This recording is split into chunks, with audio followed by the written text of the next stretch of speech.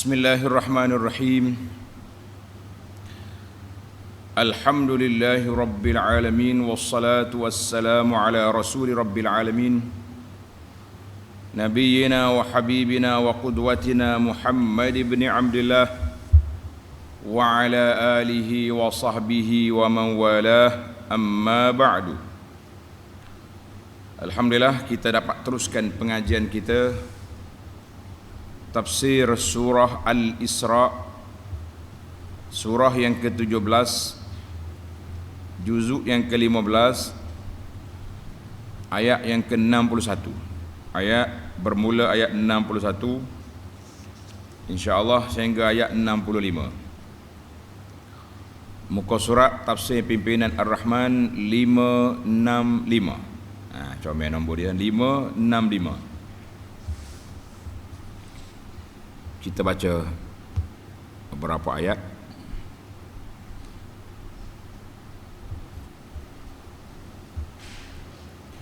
A'udzu billahi as-sami'il 'alim minasy syaithanir rajim. وَإِذْ قُلْنَا لِلْمَلَائِكَةِ اسْجُدُوا لِآدَمَ فسجدوا إلا إبليس قال أأسجد لمن خلقت طينا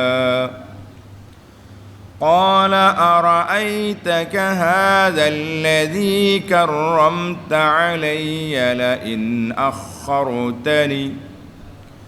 لئن أخرتني إلى يوم القيامة لأحتنكن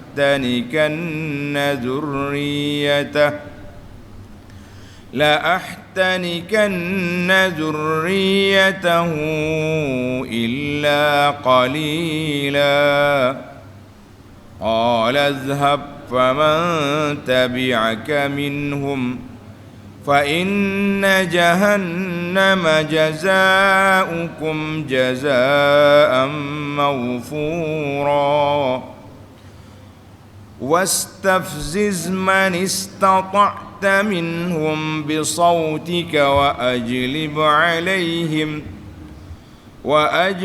عليهم بخيلك ورجلك وشاركهم في الأموال والأولاد وعدهم وما يعدهم الشيطان إلا غرورا إن عبادي ليس لك عليهم سلطان وكفى بربك وكيلا.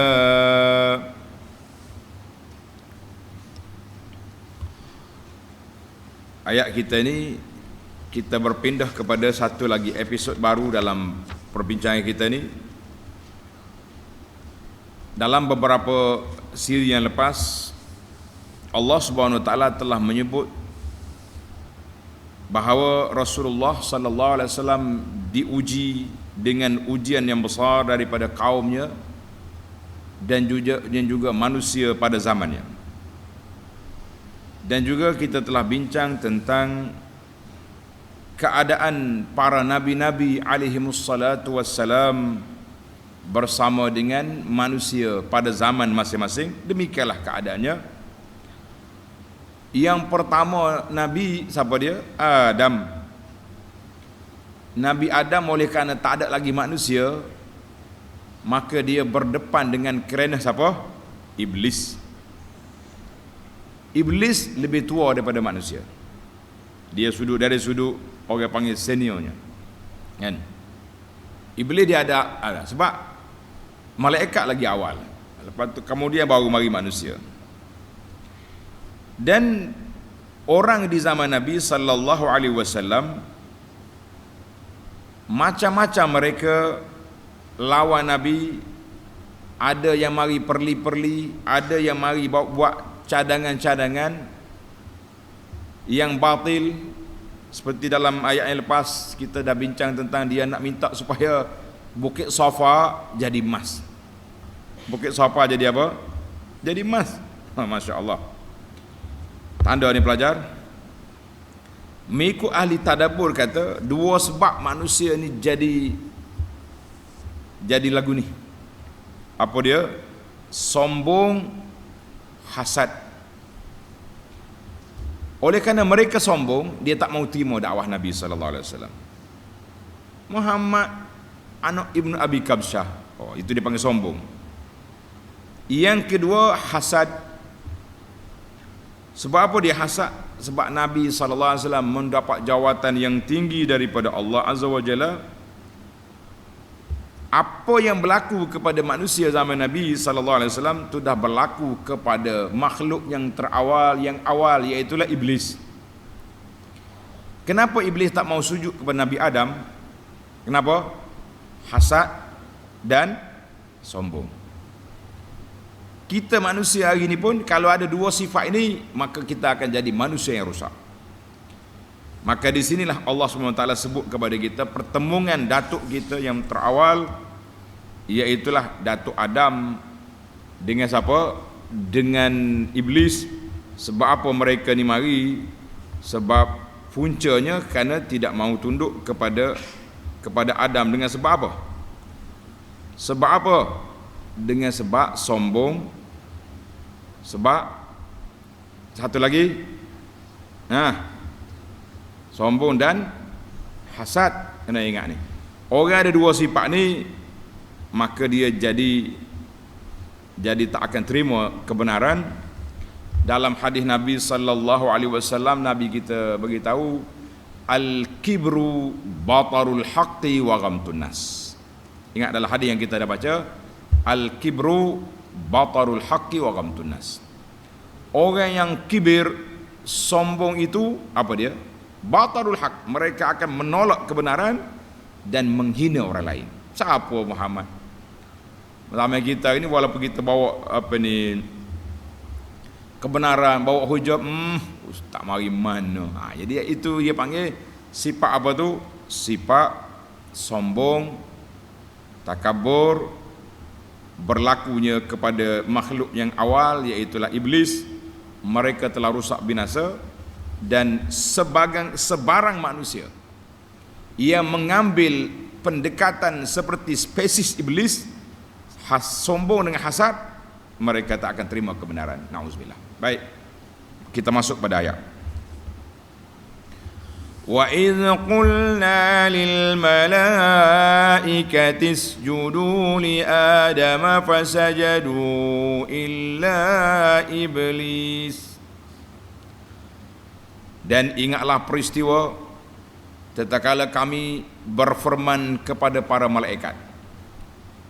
Allah Subhanahu wa taala sebelum menciptakan Adam, Allah telah beritahu kepada malaikat, dia kata apa? Wahai malaikat, aku nak ciptakan manusia. Panjanglah, dalam surah Al-Baqarah kita dah bincangkan. Apabila sudah siap, maka Allah berfirman, usjudu li Adam. Sujudlah, yakni berilah penghormatan. Bukan makna sujud ibadat. Ini para jemaah jangan terlupa, sujud di sini Allah Subhanahu wa taala sebut cerita kepada Nabi sallallahu alaihi wasallam, usjudu li Adam, sujud penghormatan. Fasajadu, maka mereka semua malaikat sujud. Illa iblis, melainkan satu spesies makhluk lagi, nama dia iblis. Iblis bukan dari malaikat.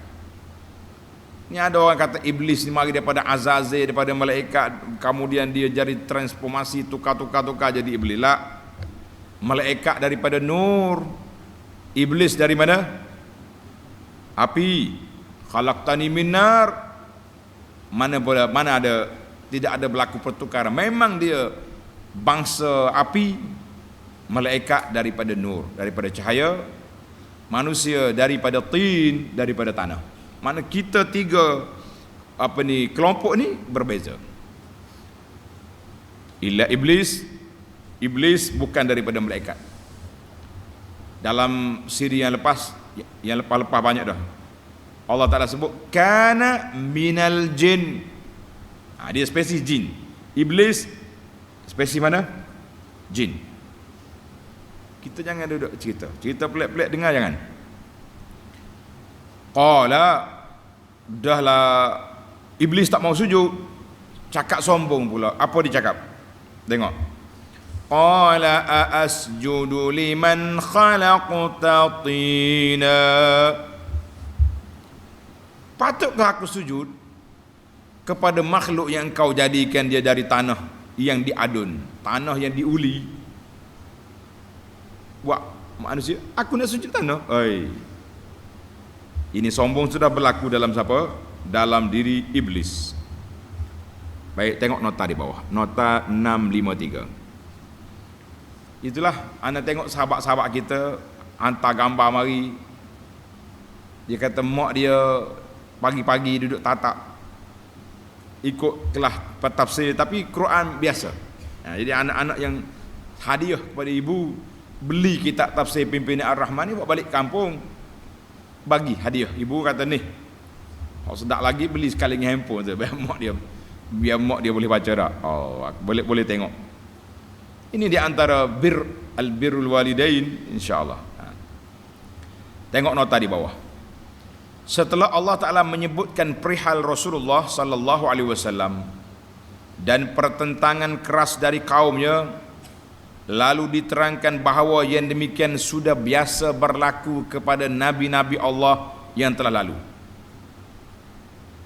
Bahkan Nabi Adam dahulu telah juga menerima pertentangan keras dari iblis, sedang kekufuran iblis itu adalah disebabkan hasad dengkinya dan takaburnya, kerana ia memandang dirinya yang berasal dari api lebih mulia dari Adam yang berasal dari tanah yang diadun, yang diuli. Itu punca. Yang penting kita boleh buat kesimpulan, punca punah makhluk-makhluk yang dulu mari daripada sifat takabur, hasad.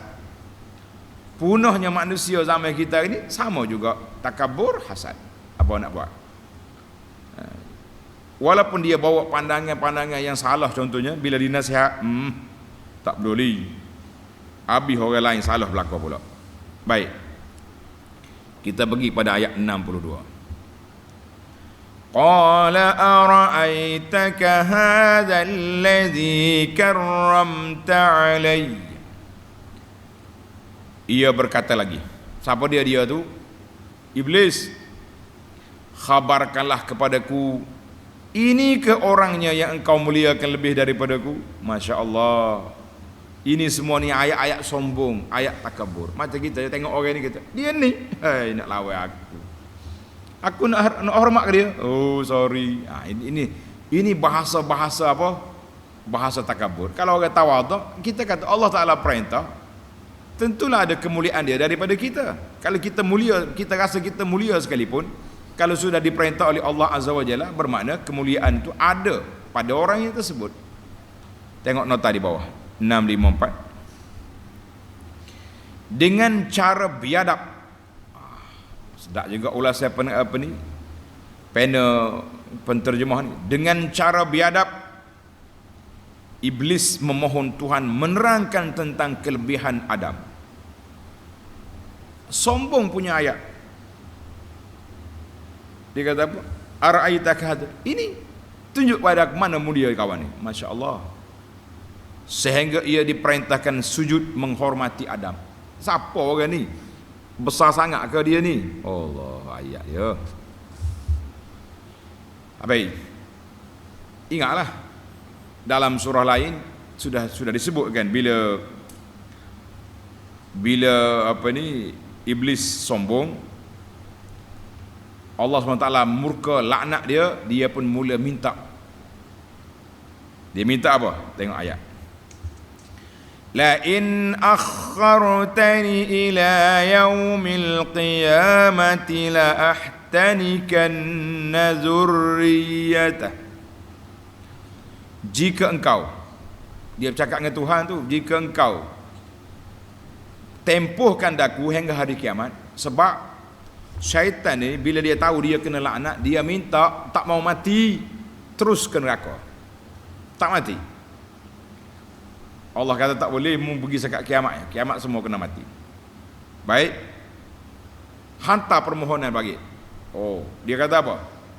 Jika engkau, yakni Allah tempohkan daku hingga ke hari kiamat, aku boleh hidup sampai kiamat, dia bersumpah, la ahtanikanna zurriyatahu, tentulah aku akan memancing, menyesatkan zuriat keturunan Adam, illa qalila, kecuali sedikit di antaranya yang betul-betul ikhlas, yang beriman kepada Allah, yang beramal dengan sunnah Rasulullah sallallahu alaihi wasallam, orang ini selamat. Sekali lagi nota di bawah, yakni kecuali orang-orang yang beriman dengan ikhlas, maka merekalah sahaja yang terselamat dan tidak dapat dipengaruhi oleh hasutannya. Kata belaka, Allahumma ja'alni minal qalil, Allahumma ja'alni minal qalil. Ya Allah, jadikan kami daripada golongan sedikit yang tidak mampu ditawan oleh syaitan. Syaitan kata illa qalila, kecuali sedikit ya, hak lain aku akan lanyak belaka. Yang sedikit ni yang betul-betul beriman, yang betul-betul ikhlas, yang berpegang dengan sunnah, orang ini aku tak boleh kacau. Kita berdoa, ya Allah jadikan aku daripada orang yang sedikit ni, yang tak boleh diketawa oleh syaitan. Kita nak masuk dalam kumpulan orang yang gagah perkasa, walaupun kita tidak ramai. Bagaimana dia punya kira-kira sedikit ramai? Senang ya. Malam ni kita bagi gantung banner iklan ceramah perdana membina akhlak yang mulia oleh siapa dia penceramah Soho sini? Sebutlah ustaz apa?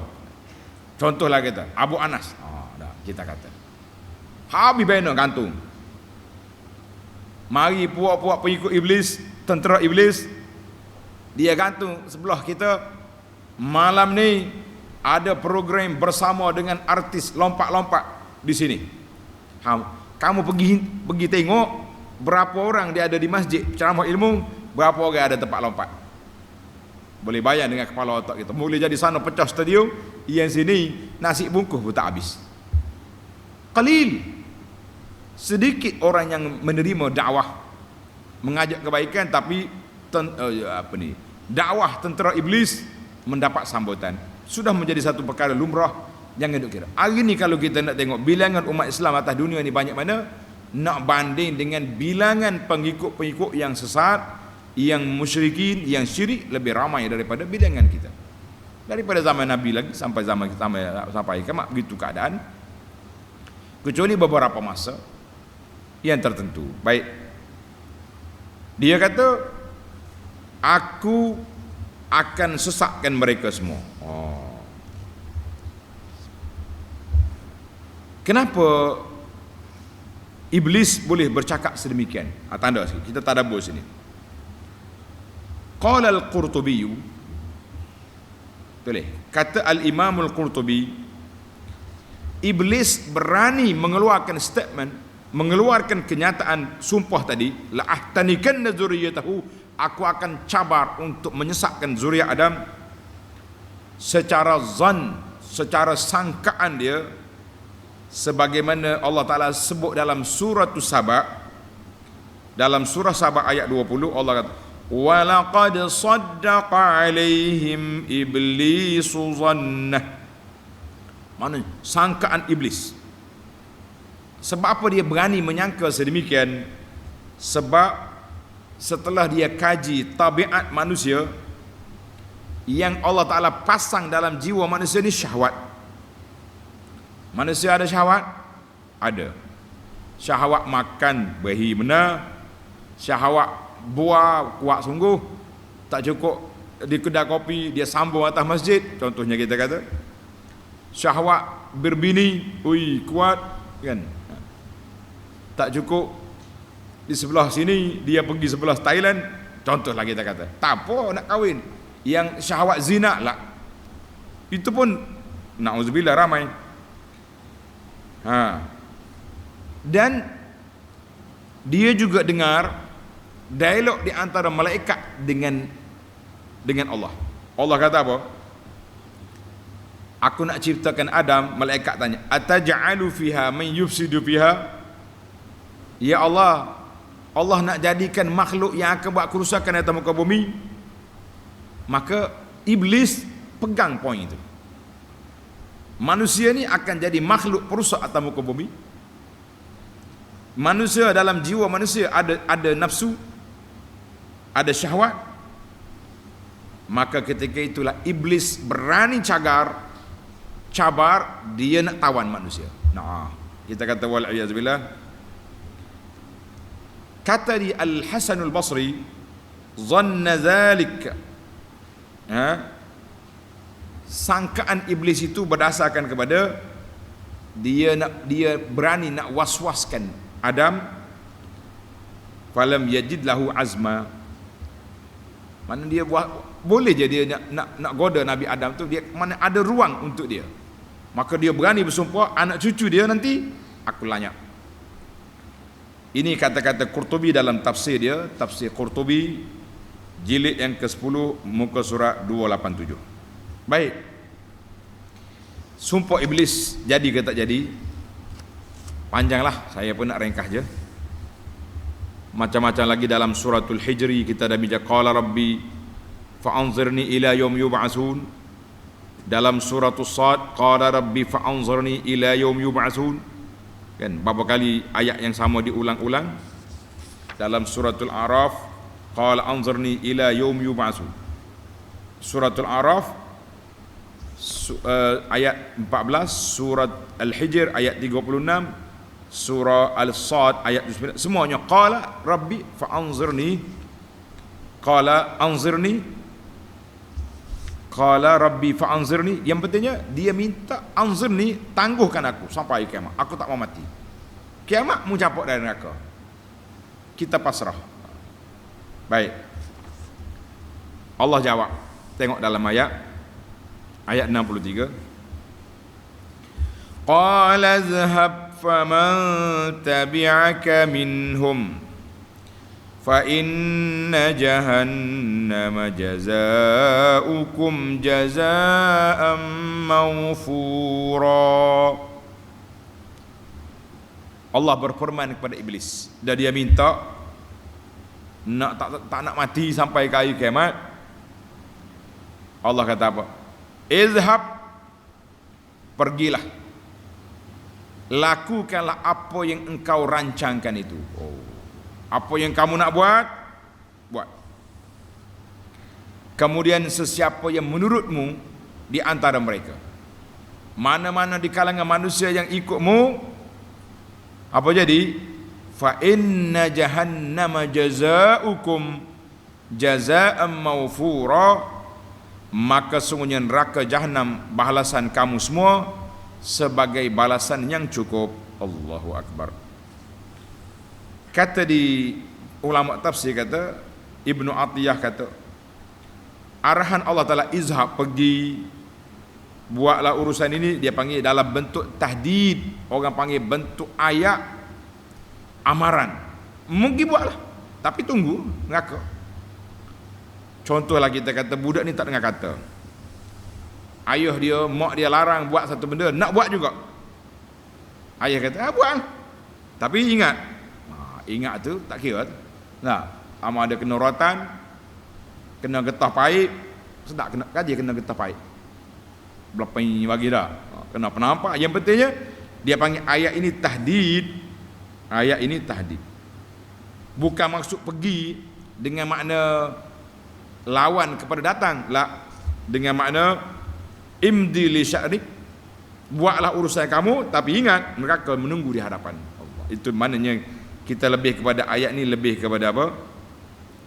Lebih kepada amaran kepada syaitan, iblis dan kuncu-kuncunya. Baiklah, Allah kata jazaan mawfura, ay la naqsa fih, balasan yang tidak ada kurang, tidak ada kurang, balasannya cukup, yang lengkap, yang mantap.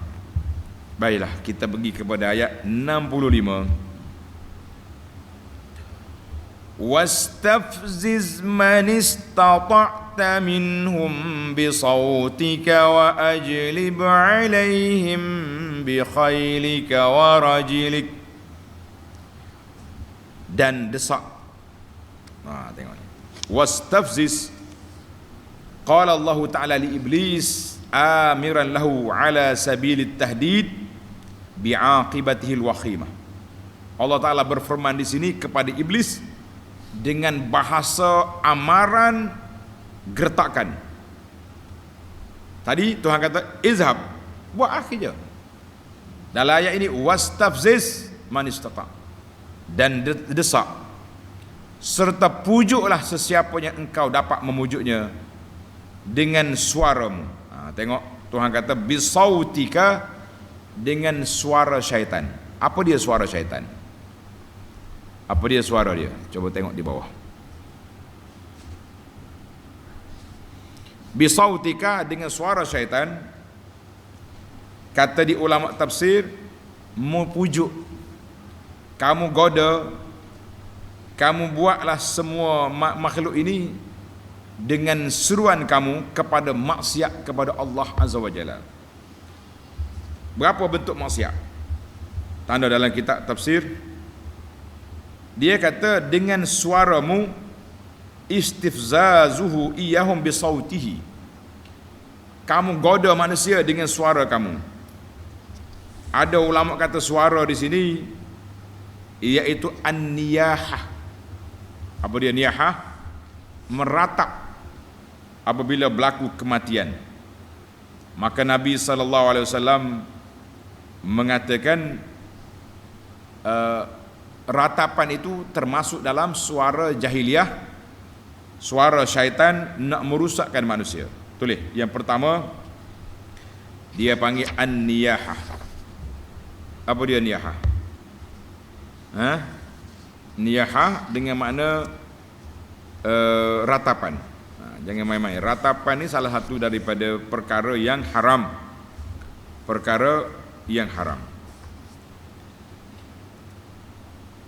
Kita orang Melayu ni tak berapa nak meratap mana. Tapi Arab memang jahiliah, kuat. Bila berlaku kematian, dia bertempik, oi matilah. Ya, itu dia panggil dia. Kemudian ada kumpulan, kalau orang Melayu dia panggil kumpulan pergi buat majlis acara-acara rumah orang, kumpulan yang ambil upah niyahah ada. Zaman kita ni orang tak panggil upah dah. Dia tulis kat Facebook, nah, abang sudah pergi, dialah segala-galanya. Ini juga termasuk dalam kata-kata niyahah, walaupun kecil tapi bahaya. Itu yang pertama, niyahah. Yang kedua tulis suara syaitan juga nak menggoda manusia bil ghina, dengan nyanyian. Mazamirus syaitan, dengan nyanyian, nyanyi lagu-lagu, lagu cinta lah, lagu macam-macam, duduk puja syaitan, puja iblis, puja arak-arak, puja tu, puja ni, puja dunia. Itu semua tu suara syaitan. Siapa dia suka dengan lagu, bermakna orang ni suka ikut rentak syaitan. Oh, dia kata tu nasyid-nasyid. Nasyid lain kita sebut tentang puji Allah, puji Rasulullah sallallahu alaihi wasallam contohnya, yang tidak melampau-lampau, puji yang baik-baik. Macam lagu apa yang selalu awak hafal, sepohon kayu, sambung. Dah. Sedap nyanyi. Kalau tak solat, kalau tak sembahyang, apalah gunanya? Orang bel tak pergi maya duk nyanyi tangga masjid. Dah, apa guna hidupmu? Maknanya itu dia tidak masuk dalam nyanyian syaitan. Tapi kalau semua duk menyanyi je, walaupun atas nama qasidah, atas nama nasyid, duk bergendang pada dalam masjid lah, jangan main. Nanti kita terperangkap dengan permainan syaitan. Itu dua tanda pelajar. Yang ketiga, kullu da'in da'a ila maksiatin.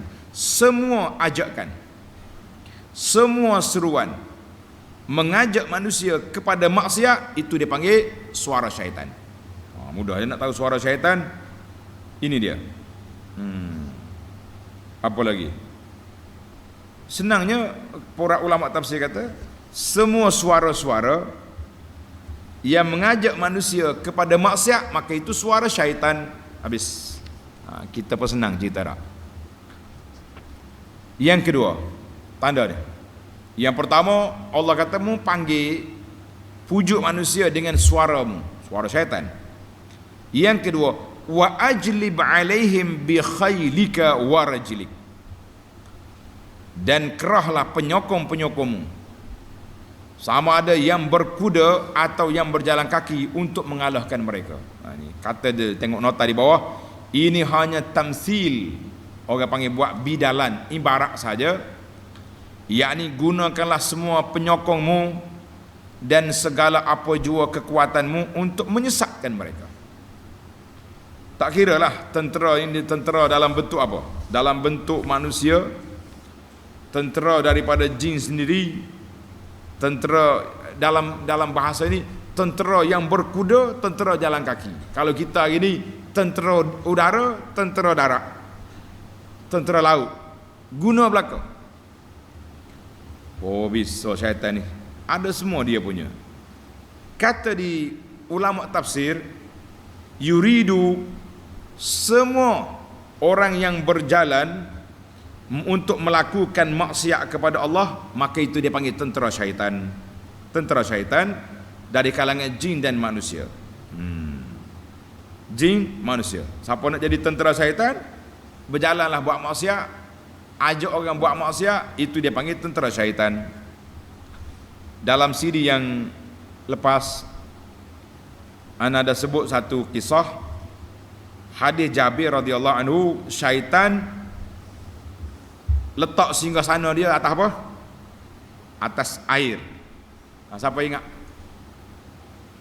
Dia pagi-pagi dia panggil mesyuarat atas air. Bisa syaitan ni, orang mesyuarat dalam hotel, dia pergi mesyuarat atas air. Kemudian dia hantar, kamu pergi sini, kamu pergi sini, pergi sana. Tengah hari nanti petang, bawa balik laporan apa yang telah kamu buat. Ingat kan? Seko syaitan, kita panggil seko lah kak. Dia kata, bos, saya dah buat gini. Tak ada, kecil tu kecil. Bila syaitan ni mari beritahu dia terdapat memisahkan di antara suami dan isteri, syaitan kata, nikmat anta, mu terbaik hari ni. Orang lain-lain tu, ni apa? Berkelahi dua orang dekat pasar pagi jadi. Berebut parking motor. Simple. Yang ni kecil. Ni saya boleh hasut orang ni ambil selipar orang kat masjid. Simple. Mari seekor syaitan, saya dah pisah suami isteri. Baik, duduk sini. Oh, duduk sebelah bos. Maknanya syaitan punya tentera dia ni, tak kira lah syaitan jin ke manusia, mana-mana manusia yang mengajak manusia nak memisahkan manusia, suami isteri, maka itu syaitan nama dia. Tentera itu, tentera syaitan. Baik. Wasyarik, ini yang ketiga. Letak. Wasyarikhum fil amwali wal aulad. Dan turut campurlah dengan mereka di dalam menguruskan harta benda dan anak-anak mereka. Allahu Akbar. Syaitan masuk campur dalam harta kita dan juga dalam menguruskan anak-anak. Sama ada nak buat anak ataupun jaga anak. Berat ni, tengok nota di bawah sikit. Yakni turut campurlah dengan menghasut mereka, mengumpul atau membelanjakan hartanya pada jalan haram. Tanda ni pelajar. Setiap orang yang mencari harta melalui sumber yang haram, maka itu nama dia tentera syaitan. Tak kiralah haram tu melalui riba, rasuah, tipu orang, curi, merampok, itu semua tu permainan syaitan belakang. Ini bahaya kan? Kita boleh kata kita ringkaskan ayat ni seperti dalam nota kita ni. Semua permainan syaitan itu iaitulah orang yang apa? Orang yang menggunakan hartanya mencari harta jalan salah ataupun jalan betul. Dia berniaga, dia kerja boleh gaji, ataupun dia buat kebun, tetapi bila dapat duit dia melabur menjadi penaja kepada program-program maksiat. Ini juga tentera syaitan. Na'udzubillah. Jadi kita kata semua harta yang dapat ataupun digunakan untuk derhaka kepada Allah Ta'ala, maka itu dipanggil permainan syaitan. Dia telah menjadi partner syaitan. Syariko mana partner syaitan. Begitu saja. Baik. Yang kedua Tuhan kata apa? Wal aulad. Syaitan jadi partner ketika mencipta anak. Bapa dia nak buat anak, syaitan ada sekali dalam jima, ataupun syaitan duduk dalam pusat pendidikan syaitan. Na'udzubillah. Tengok nota di bawah. Dan menyesatkan anak-anak mereka ke jalan yang salah dengan didikan yang salah. Na'udzubillah. Kita minta berlindung Allah Ta'ala daripada salah-salah ini. Baik. Tengok hadis dalam ayat ini. Allahu Akbar. Sabda Nabi sallallahu alaihi wasallam daripada Iyad bin Himar al-Mujashi'i. Tulis nama sahabat. Iyad dengan ain. Iyad bin Himar al-Mujashi'i radhiyallahu anhu qala Nabi sallallahu bersabda, inna rabbi amarani an uallimakum ma jahiltum.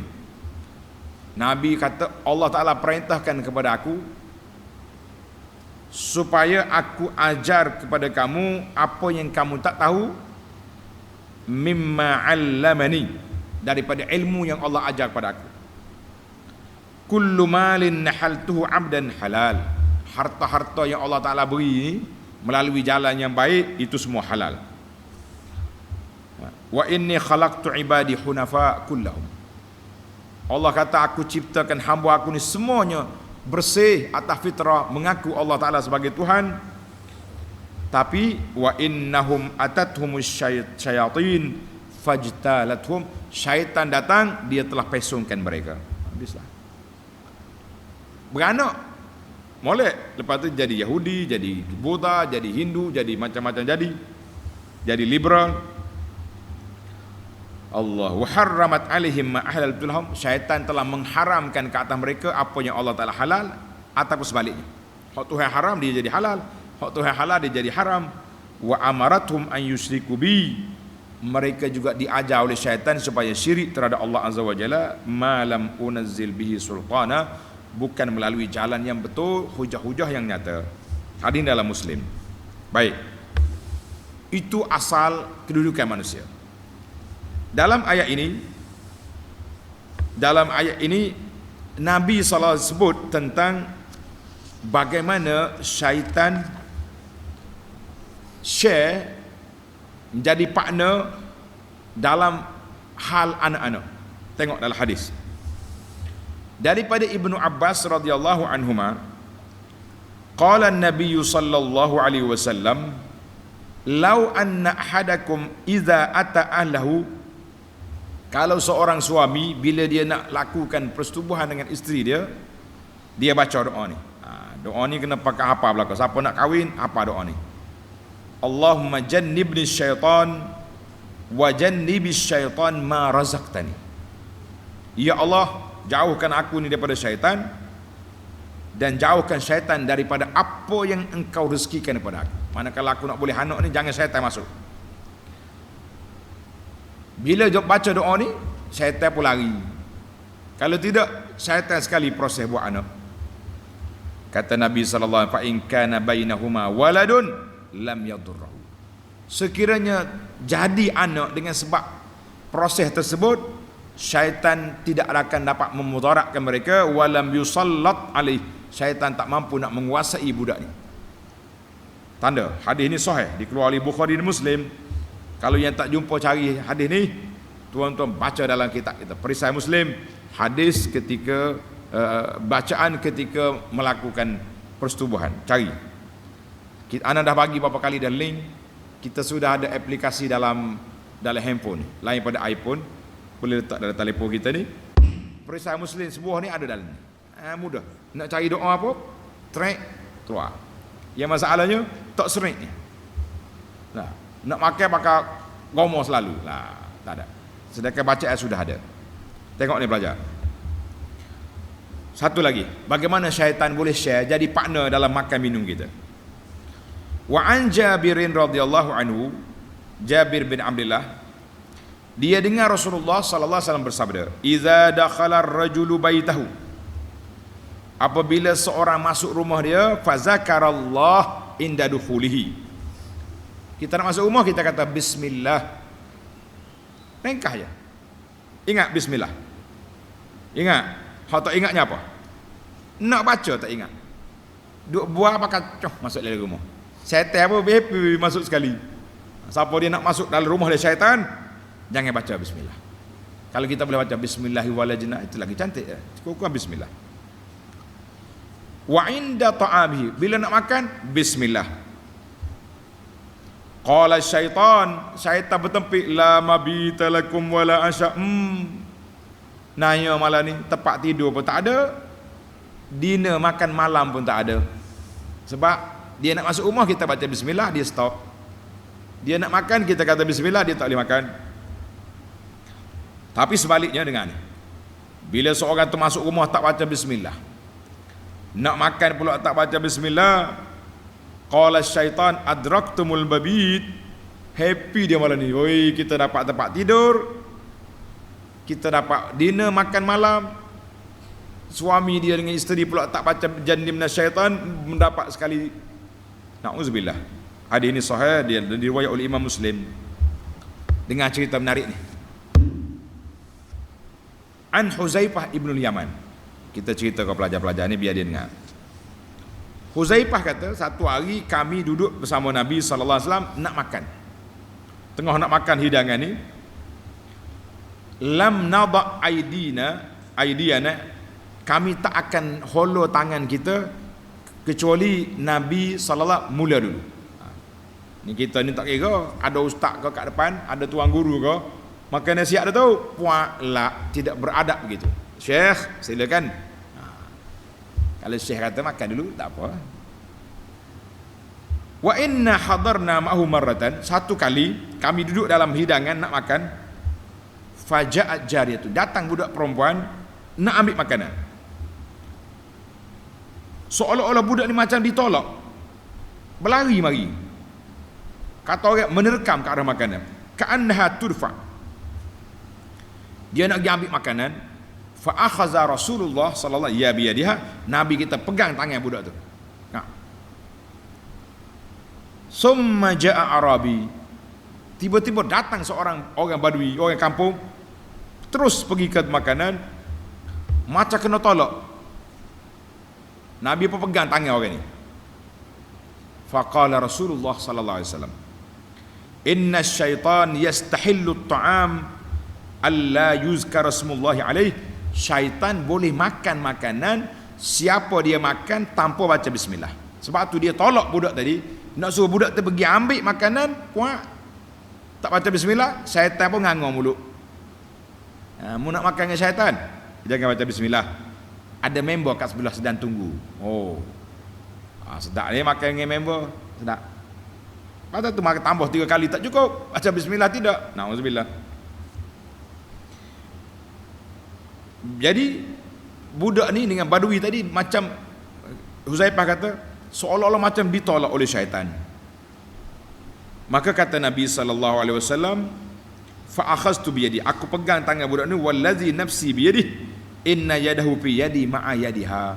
Jadi tangan budak tu, tangan pakcik tu duduk di tangan Nabi sallallahu alaihi wasallam, kalau tidak syaitan makan sekali. Hadis ini rawahu Muslim. Tanda hadis ini sahih, rawahu Muslim. Kita bagi kepada yang terakhir ayat kita, inna ibadi laysa laka alaihim sultan. Ayat ta'bil ke atas. Wa'iduhum wa ma ya'iduhumus syaitanu illa ghurura. dan janjikanlah mereka dengan janji-janjimu. Allah kata syaitan mungkin janjilah dengan manusia, janji nak bagi tu, janji ni, macam-macam janji syaitan. Padahal tidak ada yang dijanjikan oleh syaitan itu melainkan tipu daya semata-mata. Mu percaya buat apa dengan syaitan? Jangan percaya. Baiklah, kita sudah tahu perangai syaitan itulah dibongkar oleh Allah Azza wa Jalla kepada kita. Kalau kita nak ikut juga, kita lah bodoh, kan? Baiklah, ayat terakhir, inna ibadi laysa laka alaihim sultan wa kafa bi rabbika wakila. Allah kata sesungguhnya hamba-hambaku, kata alhamdulillah, Allah bagi jaminan bukan semua makhluk, bukan semua manusia mampu dikuasai oleh syaitan. Ada orang yang dia tak mampu nak kacau. Tuhan kata sesungguhnya hamba-hambaku yang beriman, ikhlas, ikut sunnah, tiadalah engkau hai iblis mempunyai sebarang kuasa terhadap mereka untuk menyesatkannya. Cukuplah Tuhanmu wahai Muhammad sallallahu alaihi wasallam menjadi pelindung bagi mereka. Kafa bi rabbika, cukuplah kita berlindung dengan Allah, kita tawakal kepada Allah, maka syaitan tak akan mampu nak kacau kita. Jadi alhamdulillah, Allah Ta'ala dah bagi satu jalan. Apa dia jalan? Solusi. Siapa nak selamat? Al-i'tisam bil kitabi was sunnati, berpeganglah dengan Quran, dengan hadis, dan sentiasalah tawakal kepada Allah. InsyaAllah syaitan tidak mampu nak kacau kita. Sebab inna kaidas syaitani kana dha'ifa. Allah kata tipu daya syaitan tu lemah. Kita jadi kuat, syaitan jadi kuat sebab apa? Sebab kita duk puja dia, jadi kuat. Kita duk ikut dia, jadi kuat. Orang lemah-lemah macam kita ni, kalau ada pengikut belakang, bos kita sokong. Jalan ngongit dah. Kecok kata orang berjalan. Tapi kalau ada orang mari duk alak dia, berasa berani ke tak berani? Kuat. Syaitan lagu tu juga. Dia lemah, tapi kalau manusia ikut dia, puja dia, maka manusia itulah dia jadi kuat dengan sebab manusia. Jadi para jemaah sekalian, dalam sebuah hadis Nabi kata ma'al ghulami aqiqatun. Setiap anak-anak yang dilahirkan kena ada akikah. Hari yang ketujuh kita cukur kepala dia, kita sembelih kurban. Sebab apa? Kita nak lepaskan dia daripada terikat. Ikat dengan apa? Terikat dengan tergadai dengan godaan-godaan syaitan.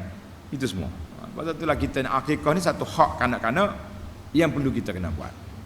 Dalam kitab yang saya terjemahkan, nama dia Keindahan Islam, kita ada dua hak. Hak ibu bapa, kita anak-anak kena buat. Hak anak-anak yang ibu bapa mesti tanggungjawab. Di antaranya hak akikah. Hak akikah. Baik, insya-Allah kita sambung lagi perbincangan kita dalam ayat yang ke-66 dalam siri yang akan datang. Subhanakallahumma wa bihamdika asyhadu an la ilaha illa anta astaghfiruka wa atubu ilaik. Wa sallallahu ala nabiyyina Muhammad wa ala alihi wa sahbihi ajma'in walhamdulillahi rabbil alamin.